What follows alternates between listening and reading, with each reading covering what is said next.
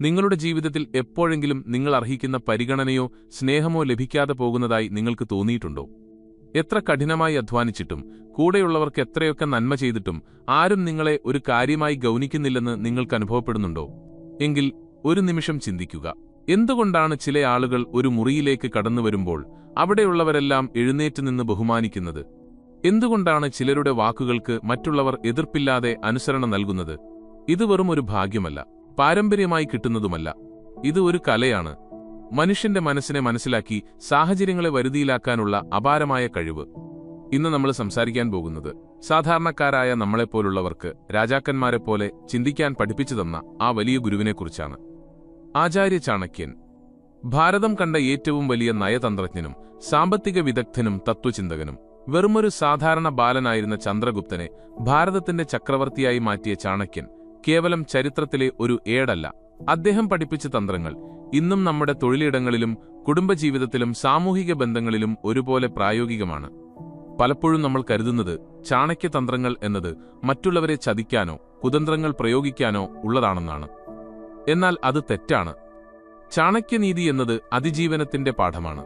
നിങ്ങളെ ആരും മുതലെടുക്കാതിരിക്കാനും നിങ്ങളുടെ ലക്ഷ്യങ്ങൾ തടസ്സമില്ലാതെ നേടാനും മറ്റുള്ളവരെ എങ്ങനെ സ്വാധീനിക്കണം എന്നും ഇത് പഠിപ്പിക്കുന്നു. നിങ്ങൾ ഒരു നേതാവോ കച്ചവടക്കാരനോ വിദ്യാർത്ഥിയോ അല്ലെങ്കിൽ കുടുംബനാഥനോ ആകട്ടെ, മറ്റുള്ളവരെ വരുതിയിലാക്കാനുള്ള ഈ സൂത്രപ്പണികൾ അറിഞ്ഞിരിക്കുന്നത് നിങ്ങളുടെ ജീവിതം തന്നെ മാറ്റിമറിക്കും. നമ്മൾ ഇന്ന് ചർച്ച ചെയ്യാൻ പോകുന്നത് കേവലം ഉപദേശങ്ങളല്ല, മറിച്ച് പ്രായോഗികമായ മനഃശാസ്ത്രപരമായ തന്ത്രങ്ങളാണ്. ഒരാളുടെ മനസ്സ് വായിക്കുന്നതെങ്ങനെ? ശത്രുവിനെപ്പോലും മിത്രമാക്കുന്നതെങ്ങനെ? എപ്പോൾ നിശബ്ദനായിരിക്കണം? എപ്പോൾ പ്രതികരിക്കണം? ഈ ചോദ്യങ്ങൾക്കുള്ള ഉത്തരങ്ങളാണ് നമ്മൾ ഇന്ന് തേടുന്നത്. ആദ്യത്തെ തന്ത്രം, മറ്റുള്ളവരുടെ ആവശ്യങ്ങളെ തിരിച്ചറിയുക. ലോകത്തിലെ ഏതൊരു മനുഷ്യനെയും വരുതിയിലാക്കാൻ ഏറ്റവും എളുപ്പമുള്ള മാർഗം അവരുടെ ആവശ്യങ്ങളെ തിരിച്ചറിയുക എന്നതാണ്. ചാണക്യൻ പറയുന്നു, അത്യാഗ്രഹിയായ ഒരാളെ പണം നൽകി വശത്താക്കാം. അഹങ്കാരിയായ ഒരാളെ കൈകൂപ്പിയും ബഹുമാനം കാണിച്ചും വശത്താക്കാം.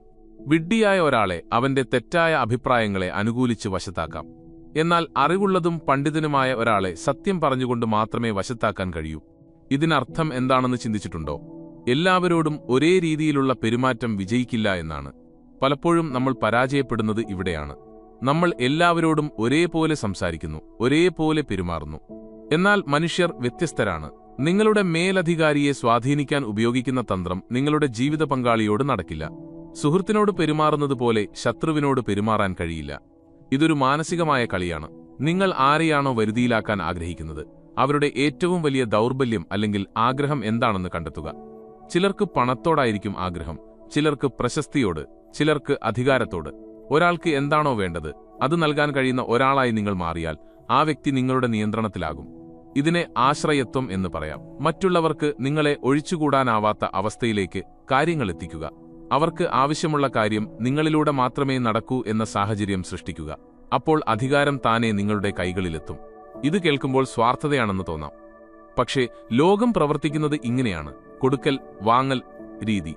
നിങ്ങൾ മറ്റുള്ളവർക്ക് മൂല്യം നൽകുക, തിരിച്ചും അത് പ്രതീക്ഷിക്കുക. വെറുതെ സ്നേഹിച്ചതുകൊണ്ടോ വെറുതെ ബഹുമാനിച്ചതുകൊണ്ടോ ആരും നിങ്ങളെ അനുസരിക്കില്ല. അവർക്ക് നിങ്ങളെക്കൊണ്ട് എന്തെങ്കിലും കാര്യമുണ്ടെന്ന് ബോധ്യപ്പെടുത്തണം. രണ്ടാമത്തെ തന്ത്രം, രഹസ്യങ്ങൾ സൂക്ഷിക്കുക. ചാണക്യന്റെ ഏറ്റവും പ്രശസ്തമായ വരികളിൽ ഒന്നാണിത്. നിങ്ങളുടെ ലക്ഷ്യങ്ങൾ പൂർത്തിയാകുന്നതുവരെ അത് മറ്റുള്ളവരോട് വെളിപ്പെടുത്തരുത്. ഒരു രഹസ്യം അത് നിങ്ങളുടെ മനസ്സിലിരിക്കുന്നിടത്തോളം കാലം നിങ്ങൾ അതിന്റെ രാജാവാണ്. എന്നാൽ അത് നാവിലൂടെ പുറത്തുവന്നാൽ നിങ്ങൾ ആ രഹസ്യത്തിന്റെ അടിമയായി മാറുന്നു. ഇന്നത്തെ കാലത്ത് സമൂഹമാധ്യമങ്ങളുടെ ലോകത്ത് നമ്മൾ ചെയ്യുന്ന ഏറ്റവും വലിയ അബദ്ധം ഇതാണ്. എന്തെങ്കിലും ചെയ്യുന്നതിന് മുൻപേ നമ്മളത് ലോകത്തോട് വിളിച്ചു പറയും. ഞാനൊരു പുതിയ സംരംഭം തുടങ്ങാൻ പോകുന്നു, എനിക്ക് ഉദ്യോഗ കയറ്റം കിട്ടാൻ പോകുന്നു, ഞാനൊരു വലിയ വീട് വയ്ക്കാൻ പോകുന്നു. ഓർക്കുക, നിങ്ങളുടെ പുരോഗതിയിൽ അസൂയപ്പെടുന്നവരാണ് ചുറ്റുമുള്ളവരിൽ ഭൂരിഭാഗവും. നിങ്ങൾ നിങ്ങളുടെ പദ്ധതികൾ വെളിപ്പെടുത്തുമ്പോൾ അറിഞ്ഞോ അറിയാതെയോ നിങ്ങൾ അവർക്ക് നിങ്ങളെ പരാജയപ്പെടുത്താനുള്ള ആയുധം നൽകുകയാണ്. ആരെയും വരുതിയിലാക്കാൻ നിങ്ങളൊരു തുറന്ന പുസ്തകമാകരുത്. നിഗൂഢത എപ്പോഴും ആകർഷണീയമാണ്. നിങ്ങൾ അടുത്തതായി എന്താണ് ചെയ്യാൻ പോകുന്നതെന്ന് ആർക്കും പ്രവചിക്കാൻ കഴിയരുത്. നിങ്ങളുടെ ചിന്തകൾ വായിക്കാൻ മറ്റുള്ളവരെ അനുവദിക്കരുത്. എപ്പോഴും ചിരിക്കുന്ന, അധികം സംസാരിക്കാത്ത, എന്നാൽ കൃത്യമായി നിരീക്ഷിക്കുന്ന ഒരാളെ ആളുകൾക്ക് ഭയമാണ്, ഒപ്പം ബഹുമാനവുമാണ്. സംസാരം കുറയ്ക്കുക, കൂടുതൽ കേൾക്കുക. നിങ്ങൾ എത്രത്തോളം കുറച്ച് സംസാരിക്കുന്നുവോ അത്രത്തോളം നിങ്ങളുടെ വാക്കുകൾക്ക് വില കൂടും. ആവശ്യമില്ലാത്ത കാര്യങ്ങൾ സംസാരിച്ച് സ്വന്തം ദൗർബല്യങ്ങൾ വെളിപ്പെടുത്തുന്നവർക്ക് ഒരിക്കലും ഒരു നേതാവാകാൻ കഴിയില്ല. മറ്റുള്ളവരുടെ രഹസ്യങ്ങൾ മനസ്സിലാക്കുക, എന്നാൽ സ്വന്തം രഹസ്യങ്ങൾ കാത്തുസൂക്ഷിക്കുക. ഇതാണ് അധികാരത്തിലേക്കുള്ള താക്കോൽ. ഈ അവസരത്തിൽ ഒരു കാര്യം ഓർമ്മിപ്പിക്കട്ടെ. ഈ വീഡിയോ നിങ്ങൾക്ക് ഉപകാരപ്രദമായി തോന്നുന്നുണ്ടെങ്കിൽ, ചാണക്യന്റെ ഈ തന്ത്രങ്ങൾ നിങ്ങളുടെ ജീവിതത്തിൽ മാറ്റങ്ങൾ കൊണ്ടുവരുമെന്ന് വിശ്വസിക്കുന്നുണ്ടെങ്കിൽ ഇപ്പോൾ തന്നെ ഈ വീഡിയോ ലൈക്ക് ചെയ്യുക. അതുപോലെ താഴെ കമന്റ് ബോക്സിൽ ചാണക്യ എന്ന് രേഖപ്പെടുത്തുക. നിങ്ങളുടെ ഓരോ കമന്റും ഞങ്ങൾക്ക് വലിയ പ്രചോദനമാണ്. ഇനി നമുക്ക് മൂന്നാമത്തെ തന്ത്രത്തിലേക്ക് കടക്കാം. സാമം, ദാനം, ഭേദം, ദണ്ഡം. ആരെയും വരുതിയിലാക്കാനും നിയന്ത്രിക്കാനും ചാണക്യൻ നിർദ്ദേശിച്ച 4 പ്രധാന ഉപായങ്ങളാണിവ. ഇത് കേവലം രാജ്യഭരണത്തിന് മാത്രമല്ല, നമ്മുടെ നിത്യജീവിതത്തിലെ പ്രശ്നപരിഹാരത്തിനും ഉപയോഗിക്കാം. ആദ്യത്തേത് സാമം. ഇതിനർത്ഥം അനുരഞ്ജനം അല്ലെങ്കിൽ സമാധാനപരമായ ചർച്ച എന്നാണ്. ഒരു പ്രശ്നമുണ്ടായാൽ അല്ലെങ്കിൽ ഒരാളെ സ്വാധീനിക്കണമെങ്കിൽ ആദ്യം നല്ല വാക്കുകൾ ഉപയോഗിക്കുക, അവരെ മനസ്സിലാക്കി സ്നേഹത്തോടെ സംസാരിക്കുക. ഭൂരിഭാഗം ആളുകളും നല്ല പെരുമാറ്റത്തിന് വഴങ്ങുന്നവരാണ്. ഒരു പുഞ്ചിരി കൊണ്ട് നടക്കാവുന്ന കാര്യത്തിന് വാളെടുക്കേണ്ട ആവശ്യമില്ല. നിങ്ങളുടെ സംസാരത്തിൽ മാന്യതയും വ്യക്തതയുമുണ്ടെങ്കിൽ പലരും നിങ്ങളെ കേൾക്കാൻ തയ്യാറാകും. രണ്ടാമത്തത് ദാനം. സമാധാനപരമായ സംസാരം ഫലിക്കുന്നില്ലെങ്കിൽ അടുത്ത ഘട്ടം പാരിതോഷികങ്ങൾ നൽകുക എന്നതാണ്. ഇത് കൈക്കൂലി നൽകലല്ല, മറിച്ച് അർഹമായ അംഗീകാരം നൽകലാണ്. ചിലപ്പോൾ അത് പണമാകാം, ചിലപ്പോൾ ഒരു ചെറിയ സമ്മാനമാകാം, അല്ലെങ്കിൽ മറ്റു ചിലപ്പോൾ മനസ്സ് തുറന്നുള്ള ഒരു അഭിനന്ദനമാകാം. നീ ഇത് ചെയ്താൽ നിനക്കത് ലഭിക്കും എന്ന രീതിയിൽ ലാഭം കാണിച്ചു കൊടുക്കുക. മനുഷ്യൻ സ്വാർത്ഥനാണ്, ലാഭം കാണുമ്പോൾ അവൻ വഴങ്ങും. മൂന്നാമത്തത് ഭേദം. മുകളിൽ പറഞ്ഞ 2 വഴികളും നടക്കുന്നില്ലെങ്കിൽ ഉപയോഗിക്കേണ്ട തന്ത്രമാണ് ഭേദം. ഇതിനർത്ഥം ഭിന്നിപ്പിക്കുക, അല്ലെങ്കിൽ യുക്തി ഉപയോഗിച്ച് ആശയക്കുഴപ്പം സൃഷ്ടിക്കുക എന്നാണ്. എതിരാളിയുടെ അല്ലെങ്കിൽ നിങ്ങളെ എതിർക്കുന്ന വ്യക്തിയുടെ മനസ്സിനെ മാറ്റുക. അവരുടെ സംഘത്തിൽ വിള്ളലുകൾ ഉണ്ടാക്കുക, അല്ലെങ്കിൽ അവർ വിശ്വസിക്കുന്ന കാര്യങ്ങളിലെ തെറ്റുകൾ യുക്തിപൂർവം ചൂണ്ടിക്കാണിക്കുക. അവരുടെ ആത്മവിശ്വാസം തകർക്കുന്ന രീതിയിൽ ബുദ്ധിപരമായി സംസാരിക്കുക. വികാരപരമായി അവരെ തളർത്തുക. ഇത് അല്പം കടുപ്പമേറിയ തന്ത്രമാണ്, സൂക്ഷിച്ച് ഉപയോഗിക്കണം. നാലാമത്തത് ദണ്ഡം. ഇതിനർത്ഥം ശിക്ഷ എന്നാണ്. മേൽപ്പറഞ്ഞ 3 മാർഗങ്ങളും പരാജയപ്പെട്ടാൽ മാത്രം ഉപയോഗിക്കേണ്ട അവസാനത്തെ ആയുധം. ഭയം സൃഷ്ടിക്കുക.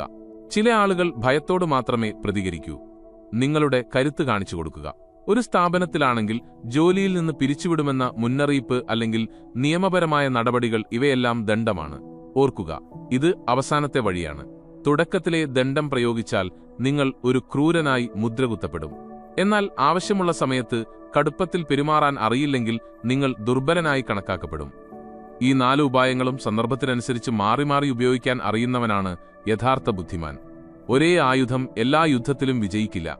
നാലാമത്തെ തന്ത്രം വിഷമില്ലാത്ത പാമ്പിനെ പോലെയിരിക്കുക.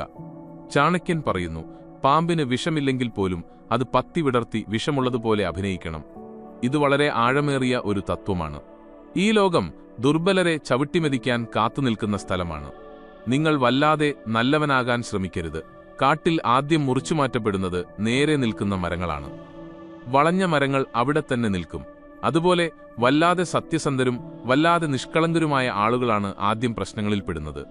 ഇതിനർത്ഥം നിങ്ങൾ ചീത്തയാകണം എന്നല്ല, മറിച്ച് നിങ്ങൾ അപകടകാരിയാണെന്ന് മറ്റുള്ളവർക്ക് തോന്നിപ്പിക്കണം. നിങ്ങളെ ഉപദ്രവിച്ചാൽ തിരിച്ചടി ലഭിക്കുമെന്ന് മറ്റുള്ളവർക്ക് ഭയമുണ്ടാകണം. നിങ്ങൾക്ക് വിഷമുണ്ടോ ഇല്ലയോ എന്നത് രണ്ടാമത്തെ കാര്യമാണ്, പക്ഷേ നിങ്ങളുടെ ചീറ്റൽ ഭയപ്പെടുത്തുന്നതായിരിക്കണം. ഓഫീസിലായാലും സമൂഹത്തിലായാലും ഇല്ല എന്ന് പറയാൻ പഠിക്കുക. എല്ലാറ്റിനും തലയാട്ടുന്നവരെ ആരും ബഹുമാനിക്കില്ല. നിങ്ങളുടെ അതിരുകൾ നിശ്ചയിക്കുക. ആരെങ്കിലും ആ അതിർത്തി ലംഘിച്ചാൽ ശക്തമായി പ്രതികരിക്കുക. നിങ്ങൾ സ്വയം ബഹുമാനിക്കുന്നു എന്ന് ലോകത്തെ കാണിക്കുക. എങ്കിൽ മാത്രമേ ലോകം നിങ്ങളെ ബഹുമാനിക്കൂ. എന്നെക്കൊണ്ട് ഒന്നും ചെയ്യാൻ കഴിയില്ല എന്ന ഭാവം ഒരിക്കലും മുഖത്ത് വരുത്തരുത്. എനിക്ക് തിരിച്ചടിക്കാനുള്ള കഴിവുണ്ട്, പക്ഷേ ഞാനത് ചെയ്യാത്തത് എന്റെ മാന്യത കൊണ്ടാണ് എന്ന തോന്നൽ എതിരാളിയിൽ ഉണ്ടാക്കുക. അതാണ് യഥാർത്ഥ ശക്തി. അഞ്ചാമത്തെ തന്ത്രം ആത്മവിശ്വാസവും അറിവും. ആത്യന്തികമായി ആരെയും വരുതിയിലാക്കാനുള്ള ഏറ്റവും വലിയ ആകർഷണശക്തി അറിവാണ്. അറിവുള്ളവനെ ലോകം ആരാധിക്കുന്നു. സൗന്ദര്യമോ പണമോ ഇല്ലാത്തവനാണെങ്കിൽ കൂടി അവൻ അറിവുണ്ടെങ്കിൽ രാജാക്കന്മാർ പോലും അവനെ ബഹുമാനിക്കുമെന്ന് ചാണക്യൻ പറയുന്നു. നിങ്ങൾ ചെയ്യുന്ന കാര്യത്തിൽ നിങ്ങൾക്ക് പൂർണ്ണമായ അറിവുണ്ടായിരിക്കുക. നിങ്ങൾ സംസാരിക്കുമ്പോൾ ആ വാക്കുകളിൽ വ്യക്തതയുണ്ടായിരിക്കുക. അറിവില്ലാത്ത കാര്യങ്ങളെക്കുറിച്ച് തർക്കിക്കാതിരിക്കുക. പഠിക്കാൻ തയ്യാറാവുക. കാലത്തിനൊത്ത് സഞ്ചരിക്കുക. ഒരു മുറിയിൽ 10 പേരുണ്ടെങ്കിൽ ഏറ്റവും വിവരമുള്ള വ്യക്തിയിലേക്ക് എല്ലാവരുടെയും ശ്രദ്ധ താനേ തിരിയും. ആ വ്യക്തി സംസാരിക്കുമ്പോൾ മറ്റുള്ളവർ നിശബ്ദരാകും. സ്വാധീനമെന്നത് അടിച്ചേൽപ്പിക്കേണ്ട ഒന്നല്ല, അത് സ്വാഭാവികമായി ഉണ്ടാകേണ്ട ഒന്നാണ്. നിങ്ങളുടെ വ്യക്തിത്വം, നിങ്ങളുടെ അറിവ്, നിങ്ങളുടെ പെരുമാറ്റം എന്നിവയിലൂടെ മറ്റുള്ളവർ നിങ്ങളെ ഒരു നേതാവായി അംഗീകരിക്കുന്ന തലത്തിലേക്ക് നിങ്ങൾ വളരണം. കൂടാതെ എപ്പോഴും സജീവമായിരിക്കുക. മടിയന്മാരെ ആർക്കും ഇഷ്ടമല്ല. നാളത്തേക്ക് കാര്യങ്ങൾ മാറ്റിവെക്കുന്നവർ എപ്പോഴും പരാജിതരായിരിക്കും. ചാണക്യൻ പറയുന്നു, ലക്ഷ്യത്തിൽ കണ്ണുനട്ട് അലസതയില്ലാതെ പ്രവർത്തിക്കുന്നവന് അസാധ്യമായി ഒന്നുമില്ല. നിങ്ങളുടെ ഊർജം മറ്റുള്ളവരിലേക്ക് പകരുക. ശുഭപ്രതീക്ഷയുള്ള ആത്മവിശ്വാസമുള്ള ഒരാളുടെ കൂടെ നിൽക്കാൻ എല്ലാവരും ആഗ്രഹിക്കും. ഇപ്പോൾ നമ്മൾ ചർച്ച ചെയ്ത കാര്യങ്ങൾ ഒന്ന് ചുരുക്കി പറയാം. ആളുകളെ വരുതിയിലാക്കാൻ: 1. അവരുടെ ആവശ്യങ്ങളെയും ആഗ്രഹങ്ങളെയും മനസ്സിലാക്കി അത് നിറവേറ്റിക്കൊടുക്കുക. 2. നിങ്ങളുടെ രഹസ്യങ്ങൾ സൂക്ഷിക്കുക, നിഗൂഢത നിലനിർത്തുക. 3. സാമം, ദാനം, ഭേദം, ദണ്ഡം എന്നീ തന്ത്രങ്ങൾ സന്ദർഭത്തിനനുസരിച്ച് ഉപയോഗിക്കുക. 4. ദുർബലനാണെങ്കിൽ പോലും ശക്തനെപ്പോലെ അഭിനയിക്കുക. 5. അറിവും ആത്മവിശ്വാസവും വർദ്ധിപ്പിക്കുക. ഓർക്കുക, ഈ തന്ത്രങ്ങൾ മറ്റുള്ളവരെ ദ്രോഹിക്കാനല്ല ഉപയോഗിക്കേണ്ടത്, മറിച്ച് ധർമ്മത്തിന്റെ പാതയിൽ വിജയം നേടാനും സമൂഹത്തിന് നന്മ ചെയ്യാനും വേണ്ടിയാകണം. ഒരു കത്തി ഉപയോഗിച്ച് ഒരാളുടെ ജീവൻ രക്ഷിക്കാൻ ഒരു വൈദ്യനും കഴിയും, ജീവൻ എടുക്കാൻ ഒരു കൊലയാളിക്കും കഴിയും. കത്തി ഒന്നാണ്, ഉപയോഗിക്കുന്ന കൈകളും ലക്ഷ്യവുമാണ് പ്രധാനം. ചാണക്യതന്ത്രങ്ങൾ ഒരു ആയുധമാണ്. അത് ബുദ്ധിപൂർവം നല്ല ലക്ഷ്യങ്ങൾക്കായി ഉപയോഗിക്കുക. വിജയിക്കാൻ പഠിക്കുക. കാരണം ചരിത്രമെഴുതുന്നത് വിജയികളാണ്, പരാജിതരല്ല.